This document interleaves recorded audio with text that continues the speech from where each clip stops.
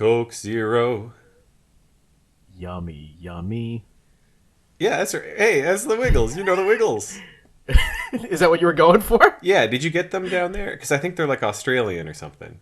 Yeah, they're Australian. I'm pretty sure. Yeah, Wow. we had them on Playhouse Disney, I think, and like, so I don't know. I actually kind of like the Wiggles. They were they were like so like the Wiggles were well after my time. I was already out of like educational children's TV by the time they were around. Okay. But I still watched Disney Channel a lot in my teens, like my early teens, and so I would see them come on Playhouse Disney every now and again, and I would just, sometimes I'd just be like, fuck it, there's nothing else on. I have okay. First off, I'm really happy that you knew what I was singing. Yeah, I did not think that that's what you were going for. It sounded like it to me in my head, so it was the first thing I went to. And the second thing is fucking I love that you like have watched the Wiggles, because everything I kind of know about them is like through the grapevine or like secondhand kind of thing. I don't know if I've ever sat and watched a Wiggles episode. The one time I remember watching the Wiggles was I was at a friend's house when I was like, I don't know, maybe like 14, and his like younger like baby sister was watching the Wiggles, and so we were kind of like watching and like riffing off it, and there was this one guy, and I don't know, they wear like pleated pants kinda, and he just like looks like he's pitching a tent, and it's like this children's show, and I remember my friend going, well, I guess we know why they're called the Wiggles. What a joke. And I'm like, oh my god, dude, like your sister's right here. And he's like, she's like 3. There's literally a dude in the show called Captain Feathersword. I mean, you can't really get much. You can't really get much more than that, Oh my god. I mean, I think they're like pretty like good though. Like, aren't they like pretty well regarded? Like, people like the Wiggles, right? So here's my take on the Wiggles, right? Like, you don't listen to the Wiggles because of like what they are. You listen to them because their music is fucking boppy. You know what I mean? Like, if they were a real band, like a band, I mean, they are a real band, but if they were like a mainstream popular artist writing the songs that they write, but with different lyrics, they'd be a fucking mainstream hit. They are really good. I know two. I know the fruit salad one that we were just singing, and then I also know hot potato, hot potato. Oh yeah, hot potato's good. So you don't know Big Red Car? That's my favorite. Oh no. Like, beep, beep, chugga, chugga, big red car. We'll travel near and we'll travel far. No, I don't know that. So I wonder what like. Okay, how are the Wiggles still like a big thing? I don't think they're not on TV anymore, as far as I know, but they still tour. They have different members now, though. How much do you think it would cost for us to hire the Wiggles to do a song for Super Effects? Are the Wiggles like contractable? Are they? Well, I mean, it's like everybody's got a price, right? Hang on, I'm just gonna look up Hire the Wiggles. Well, not that I'm upset with our current theme song or anything like that. Like, Kenny Martin, you're a boss, and we're keeping your theme song. But but I mean, you're not the Wiggles, so no. Fuck no. I was oh my god. I was gonna say we could have like. I don't know what the radio term is, but when they do like a little jingle like before you switch to the next segment. Yeah. We could have our bumpers done by the Wiggles. So I literally typed into Google "Hire the Wiggles," okay, and it brought me to a website called Celebrity Talent International, and apparently there's a fucking request submission form to book the Wiggles. I mean, they're probably minimum fee $150,000 to $299,000. Really, for the Wiggles? Yeah, that is way more money than I thought they would have been. But yeah, there is a fucking request submission form. We could totally, if guys go to patreon.com/superfxpodcast, and we could possibly have the Wiggles do our bumpers. Maybe if we pay 25% of that fee, we will have one Wiggle. Can we get one Wiggle? I don't know. Which one do you want? But you think they would just send one wiggle if we paid them just a little bit? What's the cost for one wiggle? Just call up the talent agency. Hey, I'm really interested in that group you got there, the Wiggles, but I just want the blue one. What's his name? I think that's Anthony, actually. Yeah, okay, I'm looking at the Wikipedia page. They have that, like, when you look at a band's Wikipedia page, they have, like, the bar graph of, like, the performers over time. The blue one is the only one who's been with the group the whole time. Anthony Field. Anthony, yeah. Yeah, everybody else fucked right off, I guess. Yeah, it looks like it. Yeah. Okay, well, he's probably the most expensive one. The yellow one is quite new. Yeah. She's only been there for the past, like, year or so. Oh my god, she's only 16? Oh, really? The yellow wiggle. What the heck?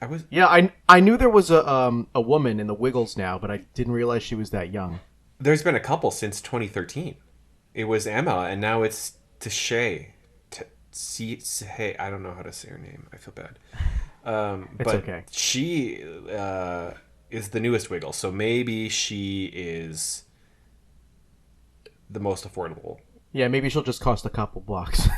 No, I mean, I would pay. I mean, okay, patreon.com, go and support Super Effects on there, and with whatever amount of money we get over the next while, that money will directly be entered into our Wiggles fund to get the Wiggles to do a song for Super FX, or at least one Wiggle. Yeah. Guys, you can help us help you by bringing the music of the Wiggles to ears everywhere here on the Super FX podcast.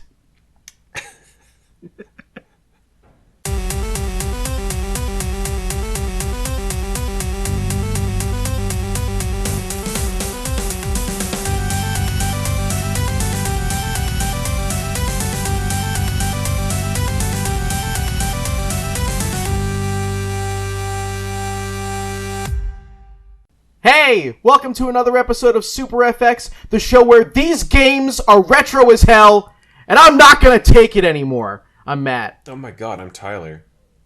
And this is episode number 23, Lucky 23. Nobody likes you when you're episode 23. What's up, Tyler? That was loud, dude. Oh my god. That was so loud that I could... I've never had this happen, but I'm like watching the Audacity waveform of my mic audio, and I could see you speaking through my headphones on my microphone. And I have headphones. Oh, good.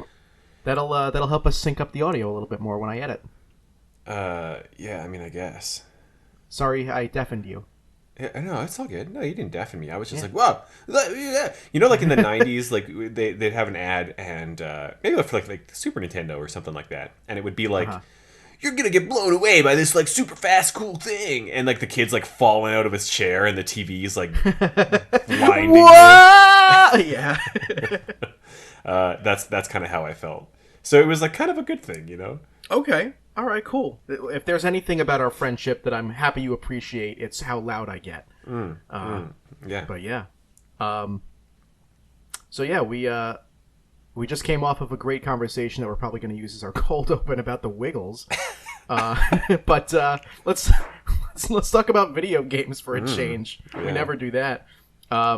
What's new? What have you been on the sticks about? I've been wiggling and jiggling, you know. Yeah. Getting in that big red car? No, I was not on a big red car, but I was in a big bad ship called the Oberdin. Yeah. Oh, did you finally finish it? I finished the Oberdin. Okay. And I didn't love it. It wasn't that good. Yeah, I don't know. Okay. If you that's too bad. You were talking up a storm about it when you first mentioned it. It started off pretty darn good. Okay, hold on. Attention, listeners. If you are going to play the video game Return of the Oberdin and you would not like it to be spoiled, please skip ahead for a few minutes until you hear me talking about another video game. I will put a timestamp in the description, and I'll also put the timestamp for when you should skip to on the YouTube video.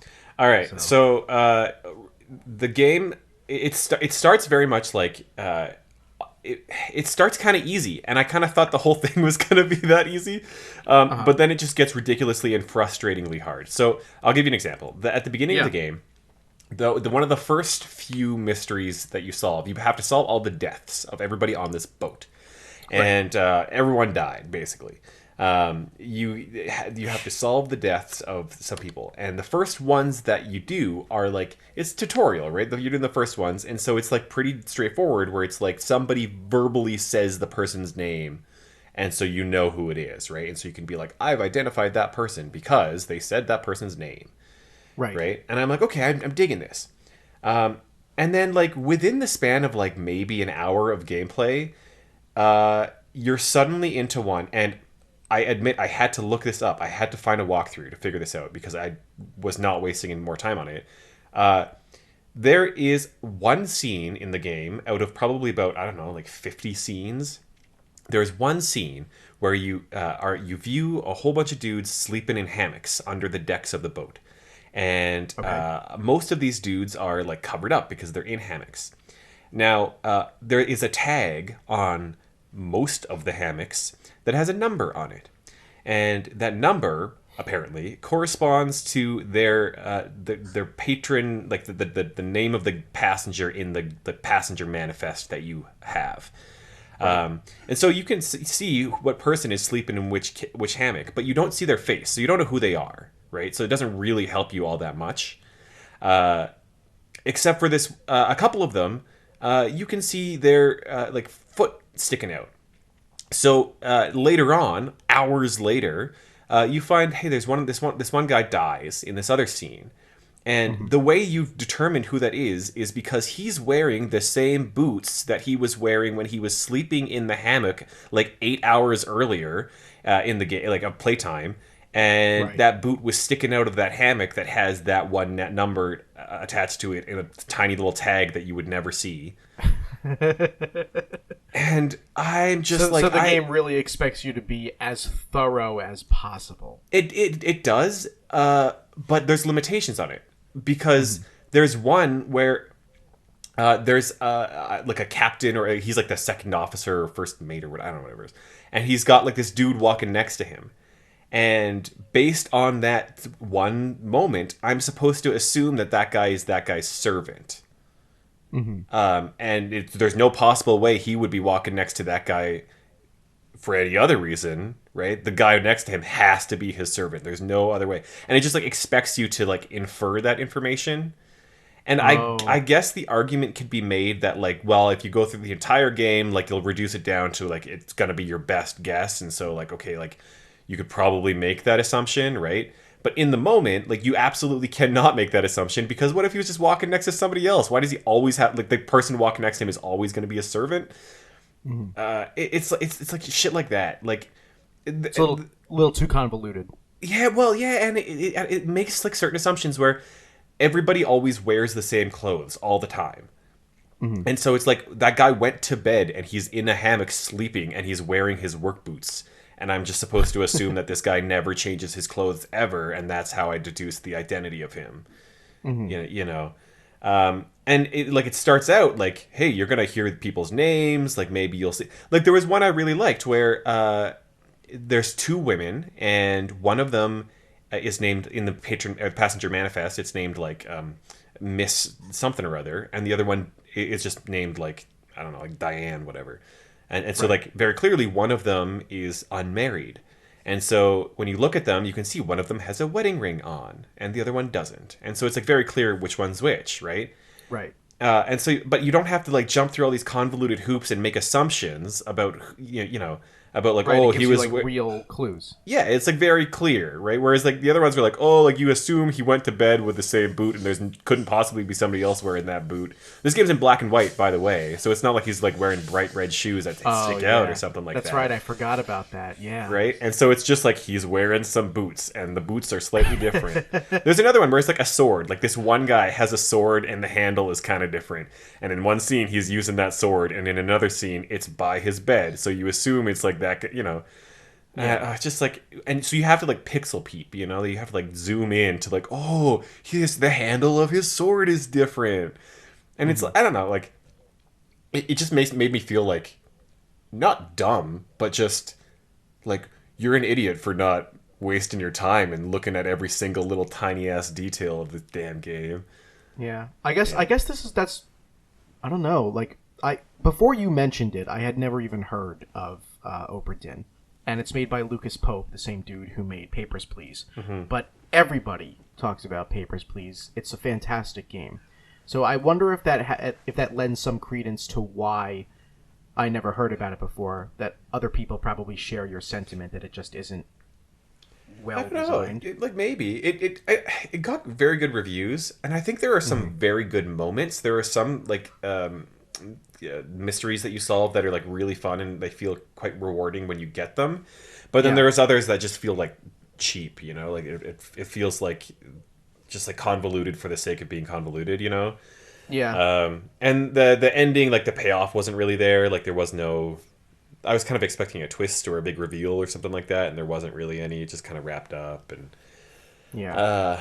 I I don't mean, know. I play a lot of point and click adventures, and one thing I've learned from doing that is not every puzzle is going to be a winner. You know what I mean? You kind of learn to take the bad puzzles with the good. You know, it's like that old adage as gamers we always kind of adhere to, where when we replay a game from our childhood, we have fond memories of it. We look back on it, but then we get to that one part that makes us go, "Oh, right, this." You know? Yeah, yeah, definitely. That's what it feels like to me. I think if this game sounds interesting to you, if like logic puzzles and kind of deducing things based on kind of environmental inspection and things like that, if that sounds fun to you, I think you'll have a really great time with this. I think Yeah. I think mean, it's a very I picked it specific up. type of person who will enjoy this game, and I think if you're not that type of person, you'll just be like, no, it's not for me. Like this game Yeah. has to be for you. I think for you to really enjoy it. Yeah, I picked it up just before last episode. I think I told you last time, and Jackie and I are going to play it at some point because that's the kind of game that we're both into. But knowing now that there's a little bit of, I got to be a little bit more thorough than probably what I was expecting going in. That'll help a lot. Yeah. Oh yeah. You have to like get nitty gritty into those details. Oh yeah. And the visual style doesn't always help because like the game's like kind of blurry and black and white and like it's all that like old school like Macintosh like dithering and shit, right? So it's like super tough to see some detail sometimes, and it's like necessary detail at times. So it's just like that definitely got in the way a lot. It Yeah. looks cool, and then you start having to like look at people's like feet and shit, and then it's like I don't know, it's like a bunch of black dots mixed in with some white dots. Like I don't, Yeah. I have Anyway. I have a question for you. All right. So in the show notes, you wrote the bad ship lollipop. Yeah.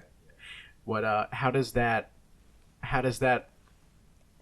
mean something to this effect? Well, it isn't the good ship lollipop like a song. Is It's it? like yeah, the good ship lollipop. It's like Shirley Temple. Is that a Wiggle song? They probably did. And I put the bad ship lollipop because I didn't think it was that good. Okay, I guess that's just a reference that flew over my head. I mean, to be fair, apparently, according to this article, this song, Shirley Temple first sang it in 1934. So, Okay. unlike the Wiggles, this one was quite apart from your time. Yeah. Okay, I'm gonna move on. I'm just gonna wrap up Yeah. the other thing that I played over the past while. Yeah. Guys, if you skipped, welcome back. This is the timestamp. How's it going? Yeah, the other game, the other game I played was the Haunted Mansion on GameCube. Okay. Oh, based off of the Eddie Murphy movie. No, you'd think so, but you'd be wrong as shit. What? Because the Haunted Mansion video game is based off the Disney ride Right. and not the Eddie Murphy movie, which is also based off the Disney Based ride. on the Disney ride, right? Wait. But didn't that game come out like just after that movie came out? They were released around the same time, both in October. The game came out first in October 2003. The movie came out in November Oh. 2003. Oh wow! All this time I thought the game was based off of the Eddie Everyone Murphy does. movie. Yeah, dude. Yeah. Everybody thinks that, but it's not. Tell me about movie, it. The movie is like very loosely based on the ride. Mm. I don't want to get too deep into like the lore of the Haunted Mansion, which I think I know a little bit too much about. But the movie is basically like there's a spooky mansion, and that's basically where the similarities end. Yeah. There's some references to like certain characters and things from the ride. But the story in general is like in the movie. I think Eddie Murphy's like he's like a realtor or something. He's trying to sell the mansion, and he gets trapped in it, which is not at all what happens on the ride. Anyway, the game is based on the ride. It is. I remembered it fondly. I'd played it as a kid, and I beat the whole thing as a kid. And then a friend of mine brought it over to my house a while ago, and we finally got around to playing it again. Dude, it's actually pretty good. It really makes me feel like it I don't know how to describe this. It's the best version of like that era of gaming. Like the 3D platformer kind of puzzle game, you know.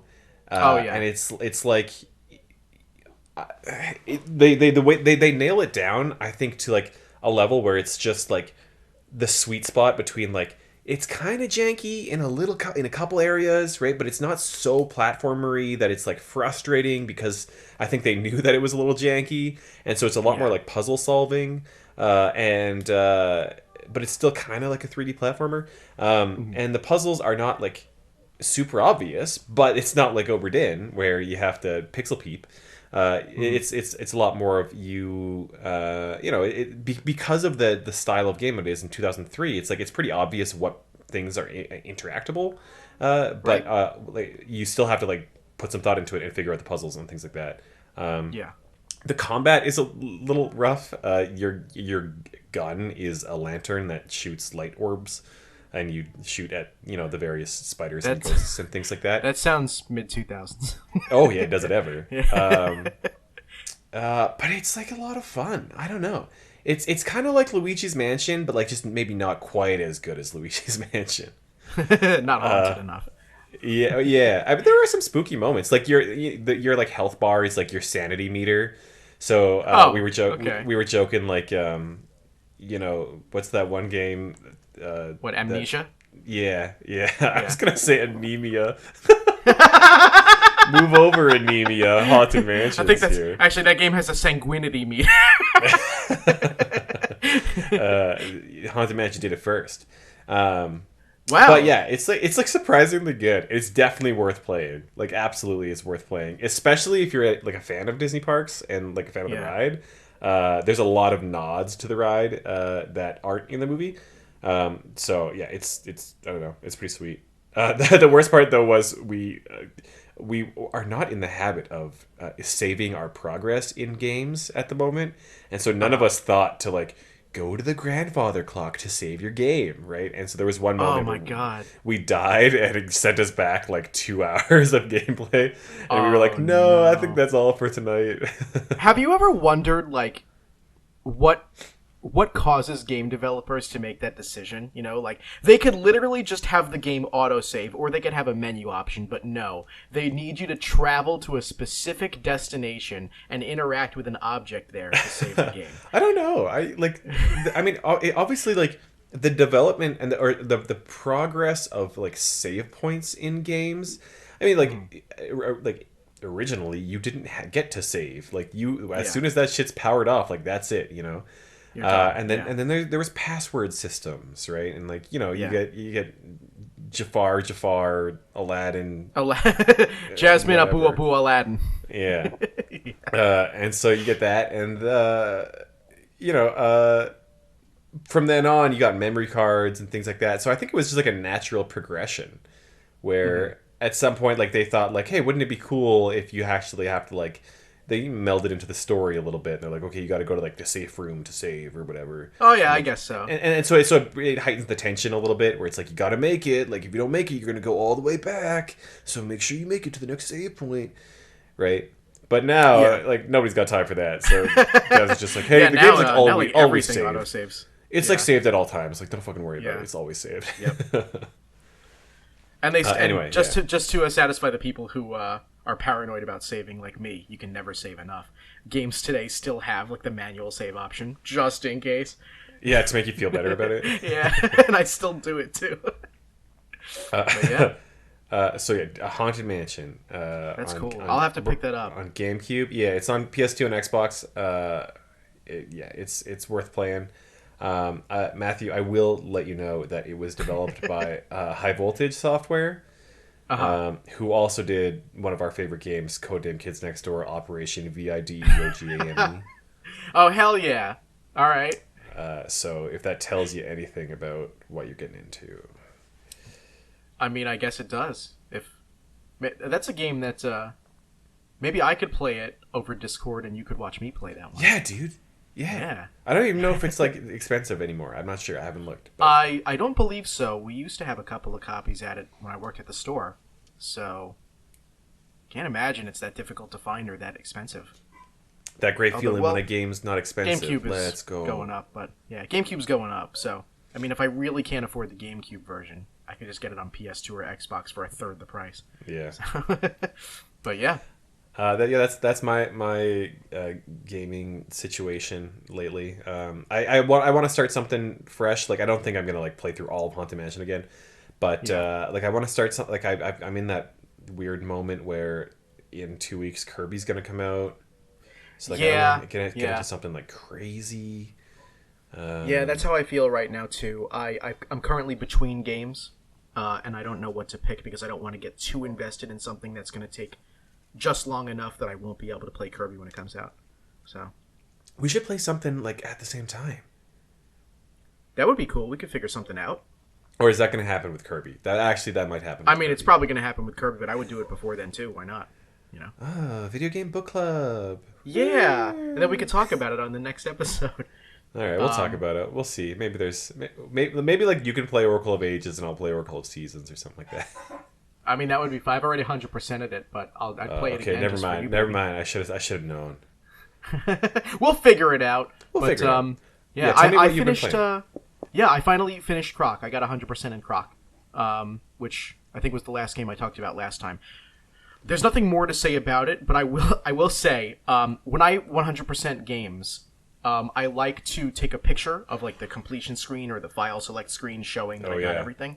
It's just something cool. I like to put it on Facebook, and I just it's cool that I have proof that I did it. So with Croc, it's one of those games where after you get 100% and you beat the secret boss, it doesn't save your progress after that. So my save file is going to eternally say 94%. And I was like, well, god damn it. But there's an upshot. There's a silver lining. When you beat the game with 100%, it flashes a little thing on screen that says, congratulations, you beat the crystal boss. Croc is now 100% complete. And I was like, I saw that screen and I was like, oh god, I gotta take a picture. And it fucking goes away after like 3 seconds. So I had to beat the secret boss a second time just to get that 3-second opportunity to take a photo. But I did it. I'm gonna put it up in the YouTube video because I deserve to be able to show off that I did that. But yeah, really, really fun. Really clunky, but still really charming. But I talked about Croc a lot last time, so if you want to hear more about what the game is like and how to 100% it, check out the last episode. But after I finished Croc, I played Super Princess Peach for the very first time. I've always wanted to play that, and I never bought it, and now I really haven't bought it. Yeah, it's getting more expensive now too. It's pricey. Yeah. Really, really fun. Honestly, it's just kind of a run-of-the-mill platformer. But it has a lot of Yoshi's Island DS vibes. Have you played Yoshi's Island DS? No, I played Yoshi's New Island, the 3DS one. Okay, I mean it's got similar vibes. Yeah. But it definitely feels more like it's running on the same engine as Yoshi's Island DS. I don't know if that's necessarily true, but it definitely feels like it. It feels like it has the same art style. A lot of the same enemies show up. It feels the same. It has the same like amount of vibrancy to the color and the graphics.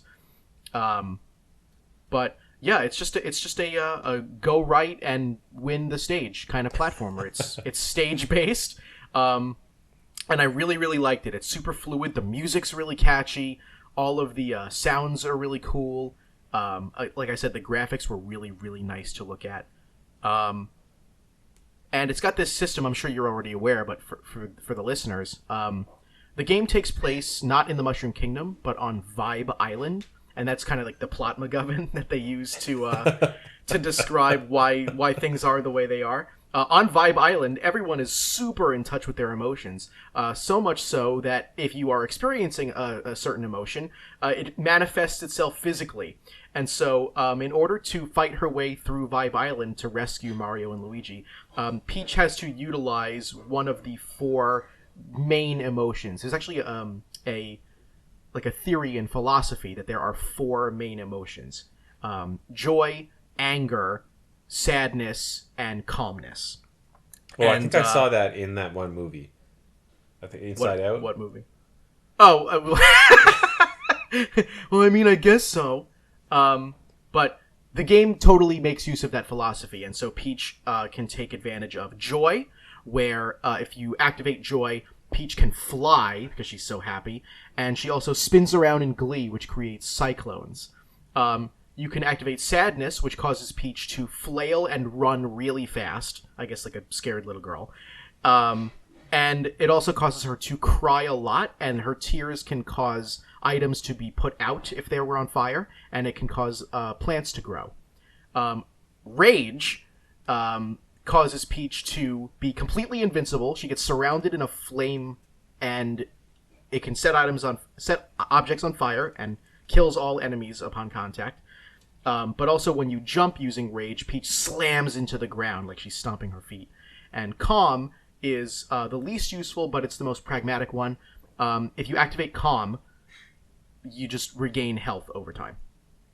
And these are all kept in check using the vibe gauge, which is a meter similar to like a magic meter. The longer you have one of these emotions activated, the more the vibe gauge goes down. But by killing enemies, or actually, believe it or not, similarly to Yoshi's Island, you can grab an enemy with Peach's umbrella, who is named Perry, by the way. He has a mouth, and I guess he also has a digestive tract, because you can swallow enemies using Perry, and it fills your vibe gauge. Matthew, you started this explanation by saying it's a run-of-the-mill platformer, and now I'm learning about Peach's 4 vibes and her pet umbrella who will eat things. Yeah, it's pretty cool. I do have one complaint, and this isn't really much of a complaint for someone like me who likes to go out and collect stuff anyway, but the game doesn't do a very good job of letting you know that if you want to beat it, you actually have to get certain collectibles. But all the collectibles are optional in the levels. There's nothing at all in the game telling you, hey, by the way, if you want to beat the game, you got to get these. So I went through the game, my very first playthrough. I was just like, no, I'll explore where I can, but I'll make it casual. When I got to the final boss, the game was like, by the way, if you want to get through this door, you have to go back and collect every toad in every level. And you're like, what the fuck? Why did you not tell me that? What? Yeah, exactly. So I had to play through the game a second time, collecting every toad. There are other items to collect, so I still didn't 100% the game. And when you beat the game, more stages unlock. So even if you get all the toads, you still haven't come anywhere near 100% completion. But yeah, what's up with that? Like, there are games that have done that in the past, but they do it in a good way, where, like, if you want to get past a certain stage midway through, like, the world you're in, it'll say, hey, you're missing, like, 1 toad. So you go back to a previous stage and you get 1 toad, but now you know that in the future, you're probably going to need to collect more toads. This game didn't do that. I went through the whole game only collecting what I saw and exploring where I saw fit, and then at the end of the game, it was like, oh, dude, you're missing, like, 31 toads. So what you're saying is you didn't vibe with it. Fuck you. I want to go to Vibe Island. That sounds like a cool place. It has really good music. Yeah, and there's toads there. Oh, that sounds alright. It was really fun. I recommend it. This is like this is one of those games that Nintendo kind of pretends doesn't exist. Doesn't exist. Yeah, I would love to see a sequel to it. Honestly, it's very good. I don't know why they do that, because it sounds like it's like you know, prime opportunity. I don't know. Like Nintendo's weird. We've talked about it a lot, so maybe we won't. But Nintendo does weird things with their old games and their products in general. Yeah, but you know what? I'm just glad that this game exists, even if Nintendo doesn't seem to care that they ever made it. Yeah. It's really fun. It's not too expensive, so I do recommend going out and picking up a copy of it. Good luck. Have fun. Thanks. I will get it if I ever find a decent deal on it. I'm definitely gonna pick it up. Definitely. I'll keep my eye out for you. Also, why not? Oh, thanks, buddy. Oh, yeah, so nice but let's. so sweet. Yeah, but that's all I wanted to say about that. Let's move on to our gamer news with a Z, where it legally doesn't count. And then sort of the Wiggles come in, or maybe even one Wiggle comes in, and he goes, "Gamer news was it?" Yeah, that's definitely one of the Wiggles songs. Yeah. All right, we got some news this week. We got some. There's some news. What amount of news do we have? We have some. The PlayStation, Sony had a state of play. Mm-hmm. And I don't know about you, but every time they have one of these events, they show off a lot of game-looking games, if you know what I mean. They showed off Exoprimal, Ghostwire Tokyo, Forspoken, Gigabash, Returnal Ascension, Dio Field Chronicle. Like, I don't know. It's like these are the gamiest game titles I've ever. You heard know what I mean? Life. Yeah. Video game, the video game. If they all look like exceptionally, futuristic. Like they look good. The graphics are good, and the games look like my mind is like, wow, like those look like good animations. Someone somewhere is hype. Someone somewhere is hype for these. But like every one of these things that they show, I'm like, okay. Like I can't get excited about any of it because it's just so bland, and it's so like, I don't know, just samey. I don't know, like Sony is. I'm glad that they're doing like new IP and they're like trying things out. Like that's all cool and stuff. But just, they sunk all their money. They sunk all their money into fucking releasing the PS5 too fucking early, and now they're like, well, now we got to actually make it worth people's while. Should we make games for it? No, we don't have any money left to do that. And the weirdest thing is, like, today they're like, hey, there's going to be a new state of play on Thursday. So 5 days. Okay, so this one's going to be on the 17th. The last one was on the 9th. So, like, a week later, a week and a day, 8 days later, they're like, hey, there's going to be another one. And this time they said it's going to be about that Hogwarts Harry Potter game. Oh, yeah. But it's like, okay, if you were gonna announce that, and like that's a pretty big title, like people have been looking forward to that for a while, and people have been wanting to see it for a while. Like that's a pretty big IP, right? It's like why do you think they wouldn't just wait and just do it all? Like I don't know, it's so weird. Like why are you having two of these things, and in one of them you're telling us what's coming in it, and the other one it's just a bunch of weird stuff. I don't know. Like I don't know. Maybe they just wanted this stuff to have its own headlines. Because they know nobody's gonna buy this shit otherwise.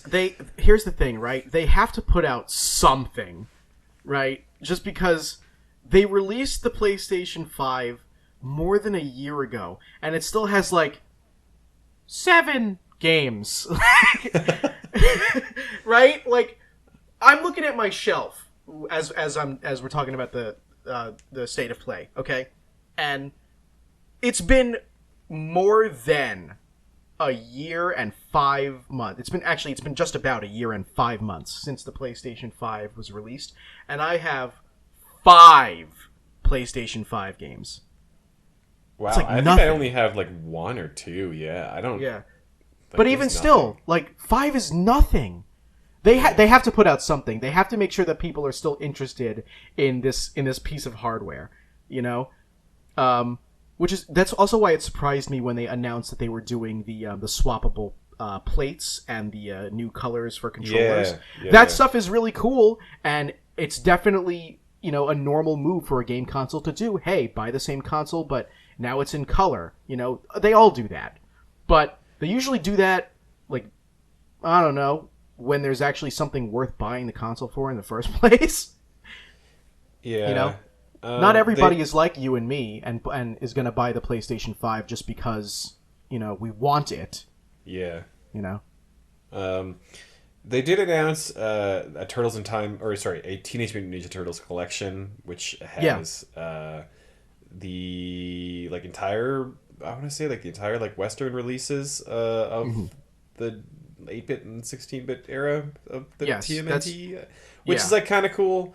I actually saw that. That's pretty cool. Yeah. Yeah. They also announced there's a new Valkyrie profile game, which was kind of unexpected, and I know a couple people who are super hyped about that because the Square Enix kind of pretends that Valkyrie profile Valkyrie profile doesn't exist. Yeah, actually, Max told me that because I didn't actually get to catch the state of play. I learned about it mostly through the grapevine, but now that makes sense. Max told me the other day that he was interested in picking up Valkyrie profile because he heard that there was going to be another release. Yeah.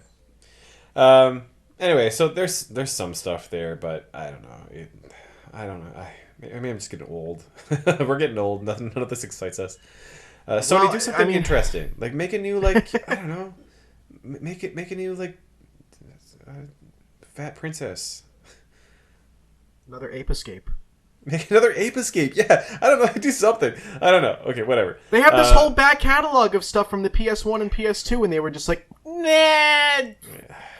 Returnal.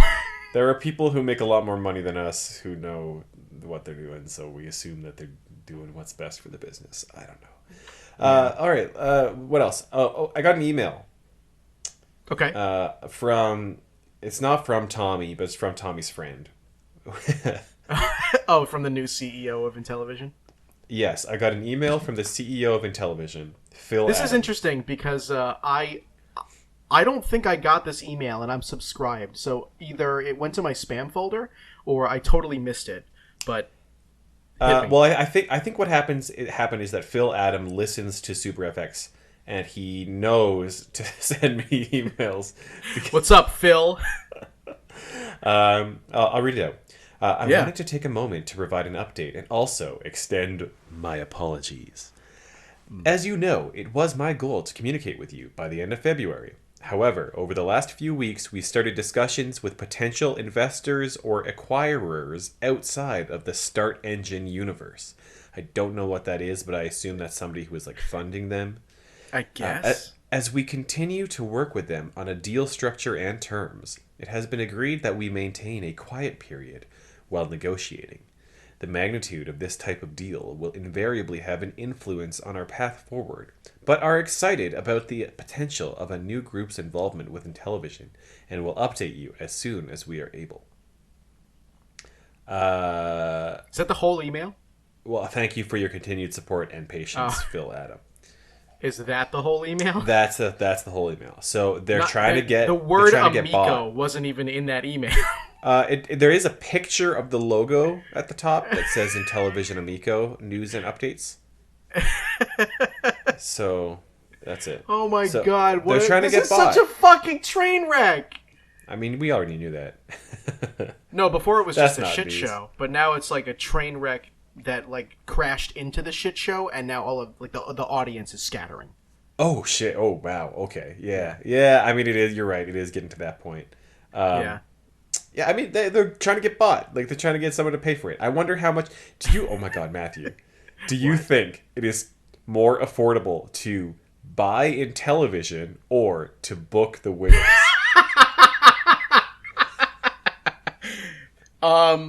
Here's the thing. If we book the Wiggles, we could buy in television, and we could use the Wiggles to make a commercial for the Amico. Oh my god, that's what's missing. Tommy, you dumb motherfucker. All this entire time, you could have just got the Wiggles to do an ad for you, and you would have been fine. That's all it needs. Just get the Wiggles. Oh my god. I want a Wiggles branded Amico. Oh my god. It's like a special edition fucking...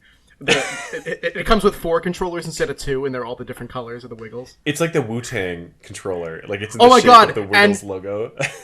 No, even better. Okay, the 4 controllers, like it'll come with 4 controllers instead of 2, like a normal Amico, and it'll have 4 wells for the controllers. But it'll be 2 in like the front seats and 2 in the back seats because the Amico will be shaped like the big red car. Some fucking VFX wizard get on that, okay? I'll put it in the next episode. I will put you on the show if you make that happen.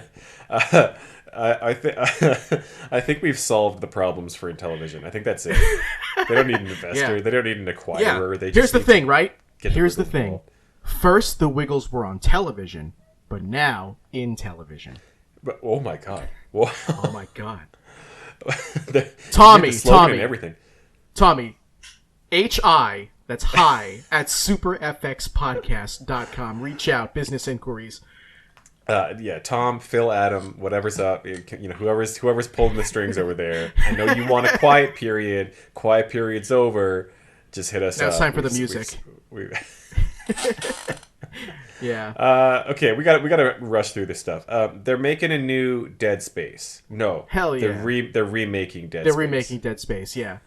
That's cool. Did you play Dead Space, the first one? Not the first one, but when Dead Space 2 came out, I went over to my buddy Sean's house and I watched him play through like the first quarter of the game. It's good. I've only played the first one, and it was great at the time, and I assume it's still pretty good. I mean, I think it's cool that they're remaking it. I'm not always like huge on remakes, but it's like that would be cool in 4K PS5. Like that would be a great game for that. So that looks cool. They delayed Advance Wars again. Nintendo. At this point, I'm just like, nah, whatever. Yeah. Nintendo released a statement saying that due to the current world events, they made the decision to hold off on the release of that, which sounds about right. Like that sounds like probably the right move. Yeah. But I don't know. I was kind of excited for this. Like that might have been like a good like bedtime game. Yeah. I mean, do you have Advance Wars on cart proper? Yeah. So I could probably just play that. Yeah. I think that there's definitely something to be said about the decision to hold off based on the subject matter of the games. Honestly, neither here nor there for me, but at the very least, we know it's still happening. We know it's still going to come out, and I already own both games on cartridge as well, so it's not going to affect me. Yeah. Just a good PR move, I guess.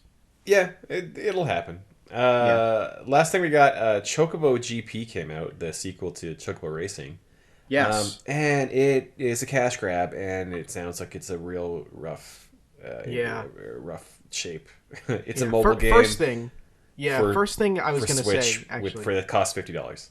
Yeah, I didn't realize that it was not a physical game. It's digital only. And that was already a bad sign when Max first told me that.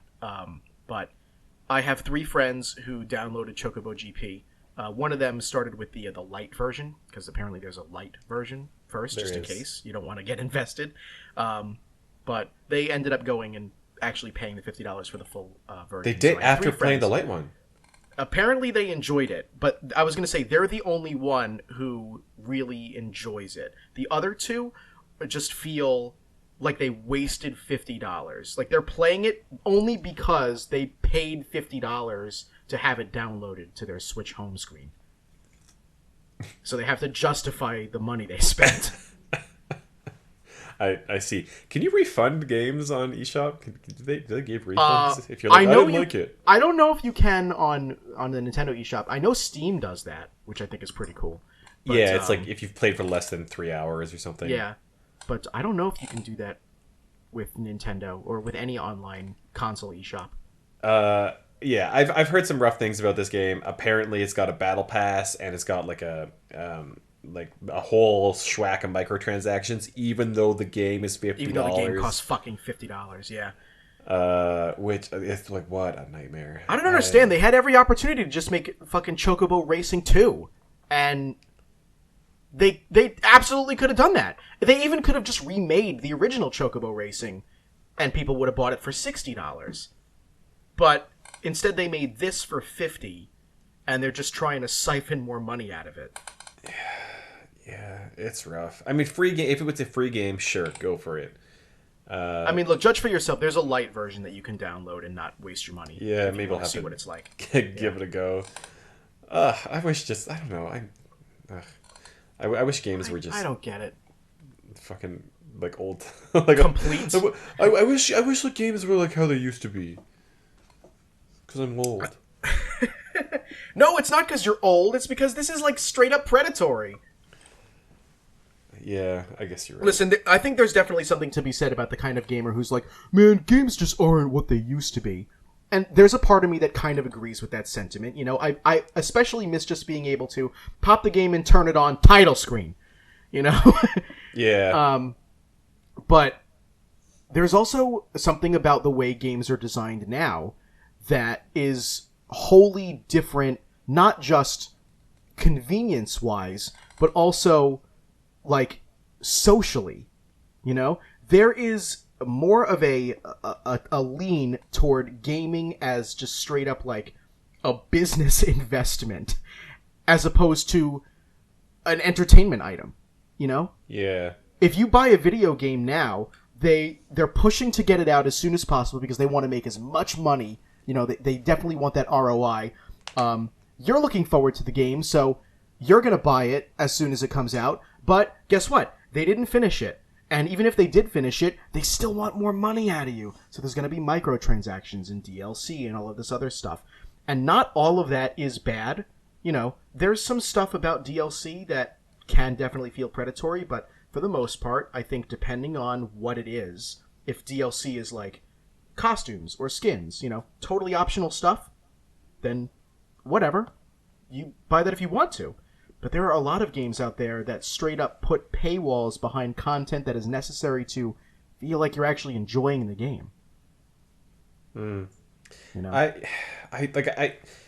I wonder how well it works. You know, like I obviously it's shit, and like nobody wants it. Does it work? But, well, I mean, the whole mobile game market is based on those whales, right? Where it's like 0.1% of players are going to spend a butt ton of money on there, and that's going to just enough to keep it going. It's enough for their ROI, and it's enough to like make that small profit or whatever, and so, or a huge profit in some cases.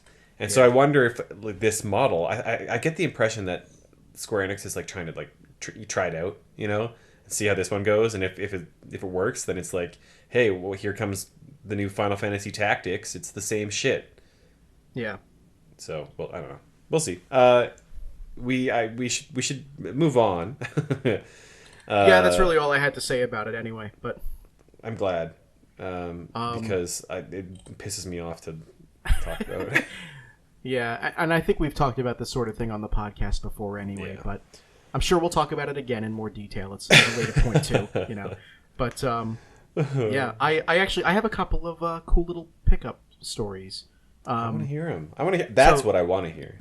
Yeah. So actually, the first thing this happened a while ago, but I didn't get the chance to talk about it on last episode because it was still kind of developing, and just as a coincidence, we were running the gambit on time, so I was like, you know what? I'll wait for it to develop more. This way, I have more to talk about next episode. So, Tyler, Mike. You know Mike, the owner of Video Game Trading Post, the store at which I used to work. Hi, Mike. Hey, Mike. You're probably not listening to this, but what's up, dude? You're cool. He opened a third location. Oh, let's go in the pinball arcade. Yes. So I did tell you this. Yeah. Yeah. Yeah. So he owned 2 stores and a pinball arcade, and he decided to convert the pinball arcade into. Well, it's still a pinball arcade, but now only half of it is a pinball arcade, and the other half is VGTP 3. So, wow, does he actually call it that? Yeah, it's Video Game Trading Post 3.0. Is that on the sign? No, it just says Video Game Trading Post on the sign. But okay. To all of us and like on the Facebook groups for the Video Game Trading Post family, it's labeled as 3.0. This way you can keep track of which one is which. It's in the Bayshore Mall, so it's actually the closest one to me. So now in order... 3, 2, and 1 are closest to furthest from me. So, I'm going to be able to go to the Trading Post a lot more often now because it's only about 22 minutes away from me, as opposed to the Massapequa location, which is like 40, and the Levittown location, which is a little bit over an hour. So yeah, that's a lot better. This island's a little long, in case you weren't aware. But there is also some sad news in this too. The plan was to have 3 stores total, and Mike was going to have all of them at the same time and have them all managed differently. And we all knew he could do it, and he did pull it off. But as an unfortunate circumstance of both the aftermath of the pandemic and also the way that things have just been going for certain financial endeavors for the Sunrise Mall, where the second location is, that mall is due to close this June. And so that location, which is the one I worked at and managed and helped build, will be disappearing forever. That's. I mean, that mall was like in shambles the last time I went there. I know, yeah. That mall, it used to be poppin'. Like even just 6 or 7 years ago, that mall was poppin', and now it's like a fucking ghost town. You could film a new Silent Hill movie there. Yeah. So yeah, that sucks. I'm not exactly surprised based on the state of that mall, but like that, it sucks to see a store like that go. So now really it's a good thing that he didn't put 3.0 on the sign, because now... No, yeah, definitely not. That would have been really confusing. Yeah, so coming in June, we're still going to have 1.0 and 3.0 so that we don't forget the memory of 2.0. But, yeah, so Mike currently has 3 stores, and he will for another 3 months. But another reason why I wanted to bring this up is because I went down there on opening day. Mike gave me a hug and... thanked me for coming. I was going to support him no matter what. He didn't have to hug me, but thank you, Mike. That's what friendship is, right? A hug from your friends.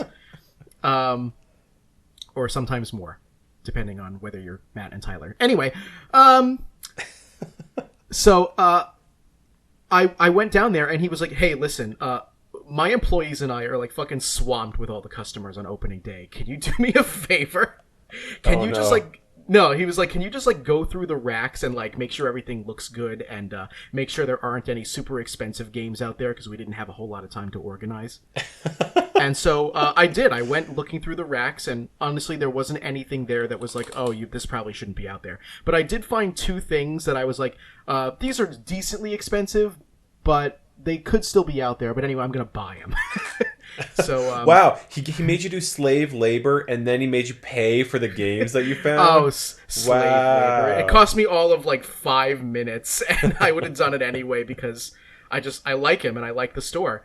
But I bought Pigs in Space for Atari 2600, which is a pretty rare late in life 2600 game. It's based on the Muppet Show. The skit Pigs in Space. And I bought Sonic Rush Adventure for DS, which was the last core series Sonic game that I was missing. So now I own the whole core series Sonic the Hedgehog series. The whole core series. Yeah, I realized I said series twice, which is why I said series a third time just then. But yeah, he was super sweet about it, and because the pinball arcade is also there, he was like, thanks for coming down. You guys, here's some armbands, go like play for free. And we would have, but Jackie and I had other shit to do. But Mike has assured me that anytime I come down there, pinball's on the house. Yeah, straight up. Like me and up to like 1 or 2 friends, pinball is on the house. Let's go. There are also some non-pinball games there. He has like a Simpsons and X-Men. Oh, cool. Yeah, so he has arcade machines there too. It's mostly pinball, but I'd say about a quarter of it is arcade machines. Nice. Yeah, let's go. Yeah. Let's do it. Yeah, let's do it. Are we still doing that thing in June? You still want to go to Too Many Games, right? I don't know. I gotta look at my summer schedule, man. I got like, I'm at that point in my life where like everybody and their dog is having a wedding. Oh yeah, no, I feel that. I have a lot of stuff going on this month and next month and the month after, but not in June. Specifically June. Yeah, not in June, and that's when it is. So I gotta look at the dates on those and see what I can swing. That's totally fine. One last thing I wanted to say, and I'll make this one quick, because I want to hear what you have to say about your pickups.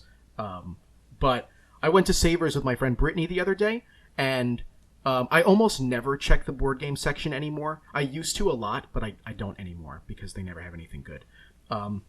But Brittany is into board games, and she was looking, and we found the Pokemon Johto Edition Monopoly. Oh. And it has all of the pieces except for one hotel, which I can 3D print. $4. If you go on, if you go on eBay right now, just the board is like $20. Really? I have everything except one hotel. So, thank you, Savers, for coming in clutch yet again. Do you ever think about like where that one hotel might be? Sometimes I do this thing where I think about like if there's a missing thing, I'm like, I wonder, like, you think it's Where like, is it? Well, like, you think it like got sucked up in the vacuum and then the vacuum got emptied and now it's like in a landfill, like at the bottom of the landfill somewhere. There are honestly a lot of places it could be. I mean, Pokemon Monopoly, I imagine it's going to be owned by probably one of two people. Either a really young child who likes Pokemon or an adult who likes Pokemon. And the adult would probably... But there's no way that it's in the middle of those two segments. Well, I mean, sure, it can be owned by a teenager, but, you know, like, that's still a child. I guess not young, though. But the younger you are, especially, like, when I was growing up, and my sister is really guilty of this, so if you're listening, Sam, I'm about to out you, but she used to chew on the small pieces that were in games. And, you know, they have the warning all over the fucking place. It's like, choking hazard! And my sister would go, sure. So, like, I don't really have any of my childhood copies of a lot of board games anymore because they had, like, chewed up plastic pieces, and especially if there were any cardboard pieces, my sister would, like, eat them up. I had a copy of Mousetrap growing up that, you know, it comes with cardboard cheese, and my sister was like, cardboard cheese? All I heard is cheese. And so a lot of them were like gnawed on and bent up and gross and disgusting. Lovely. So I bought another Mousetrap. Nice work, Samantha. Yeah, so I have to imagine that a lot of times, or at least a sizable number of times, pieces are missing from games because children put things in their mouths that they shouldn't. Okay, I'm no longer thinking about where that hotel might be. I'm sorry to bring this up, but it is definitely a plausible option, and you know it is. I didn't buy anything new over the past 2 weeks. Okay. But I have been... Well, that's our show then, guys. Thanks for listening. No, go ahead. I have been tinkering with my retro tink. Uh-huh. Which sounds awful. Yeah. Tyler, I thought we were going to talk about video games. Listen. This is a PG-13 podcast. Well, no, this is not the Super XX podcast, okay? Okay, my RetroTink 5X, I've got it set up and going. Man, I am blown away. Okay, so I had an OSSC up until this point. I had an OSSC upscaler. Yeah. When you hook up even things that were RGB, like full on, like Sega Genesis is pretty known for having like pretty darn good RGB right out of the box kind of thing. You hook up a SCART cable in there, it looks good on the OSSC. It looks great on the OSSC, but you have to tinker with it like quite a bit. Retro tinker? No, you have to play with the OSSC quite a bit to dial in the settings to like get it just right. You know. Yeah. The RetroTink 5X has an automatic optimal phase algorithm. I can't pretend to know exactly what that means. I don't know what that means terms. Essentially, what it boils down to is it basically will automatically like sync the signal that's coming in, and you'll be able to really, really get like very sharp lines, like edges on the pixels. So it's great for things that, like, for instance, Game Boy Player. I have Game Boy Player running on like some custom like action replay thing right. on GameCube, and it's called the Game Boy interface, and so it looks a lot better than the actual like regular Game Boy Player disc does. It looks incredible. Like, it's like, dude, you like get your nose up right against the screen and it's like sharp pixel edges running off actual Game Boy hardware, which is like amazing to me. Oh, how cool. Absolutely. It's mind-blowing how great it looks. So now that like that is working really, really well, I'm like, okay, now I can like get into my Game Boy library, and I really want to play Minish Cap, which I bought with you like a few months ago. Yeah. And so now like I have that going. It's like, oh baby. That's a beautiful fucking game too. I know, God, I know. I can only imagine. Dude, I'm so excited. I'm so excited. It looks amazing. So I still want to get, the other thing I really want to get is a set of component cables for my PS2. But the shipping to Canada is just exorbitant. So I'm going to ship them to you and I'll get them. I was just going to say, are you going to ship them to me? Yeah. Well, maybe in June. I still have your copy of Bug Snacks that you ordered from Fangamer. Yeah, and my and your Restar. Yeah, and oh my god, yeah, and my play date is still coming to you at some point. I don't know when. Yeah, whenever the fuck that shows. I got a package today, and I was like, could this be it? But no, it was actually a gift from a friend. No, I think I'm supposed to get like a shipping confirmation or something when it does actually go through. So we'll see. Gotcha. Anyway, yeah. So like, if you are looking for a way to play retro consoles on a modern television and not have it be a fucking hassle, get yourself a RetroTink 5X. It's like literally like for 90% of people, there is like no settings that you have to tweak. You literally plug in an S video cable, a component cable, an RG, like a SCART cable, anything like that. You plug it in, and it's gonna look like real freaking good right out of the box, like immediately. And I think that was the intent of this box. The OSSC was really, it's an open source scan converter, so it's very much like, oh, you gotta tweak it, all these little things, and you gotta learn math and shit to like figure out what the optimal settings are and stuff. Well, that's how you know you're really into it, right? We're finally getting to a point with the RetroTink where like you plug it in an old console, it does its thing, and it looks great on a modern HD TV. That's so cool. Yeah. So very little has to be done depending on your setup at this point. So yeah, it's sick, dude. It's a little expensive, but it's there. Has there been any like? Because we both follow My Life in Gaming. Have they done anything about the RetroTink? Yeah, they have a full like hour-long video. I mean, maybe not an hour, but it's like a good full-length video of the RetroTink 5X. Damn. I must have missed it. I'll have to. I'm actually really interested in that sort of thing. It's like that kind of stuff with like RGB and upscaling. I don't do it personally because I really like the authentic feel of like just native hardware on a CRT. But I think that there is a lot of merit in it, and especially for making these games look more beautiful. I love to see that sort of stuff. You know? Yeah. It's not for my personal like play style, but I think it's so cool. I'm like really invested in technology. Yeah. There are people too who use it to like connect to a CRT or even like a PVM. You can do like some like really crazy stuff. That it has a mode where you can downscale to 240p. So there's actually a My Life in Gaming video where they talk about how you can hook up like a switch and downscale it to 240p and play it on a PVM or a CRT. If you want, like, just for what reason, I don't know, just because it's cool, I guess. But yeah, it's like super versatile that way. Like you could do some really, really cool stuff with it. How cool.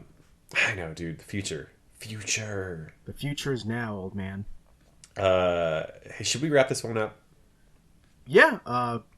Hit us with that outro. All right, I will. You know what, gang? This'll do it.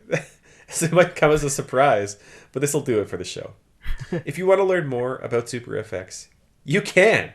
You can do it by visiting our website, superfxpodcast.com. Hey, you can find our show wherever you find your other favorite podcasts, including Google Podcasts, Apple Podcasts, and Spotify. You can also follow us on social media, including Twitter, Instagram, YouTube, and Facebook, at SuperFXPodcast. Reach out to us with any comments or questions on social media or by sending us an email.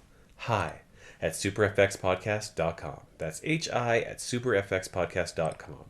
If you like what we're doing and you want to support us and you want to get the wiggles on our show, please consider becoming a patron at patreon.com/superfxpodcast. If you're listening on YouTube, consider liking, subscribing, and leaving a comment down below. It really helps us out. And if you're listening on Apple Podcasts, help us out there by rating and reviewing our show.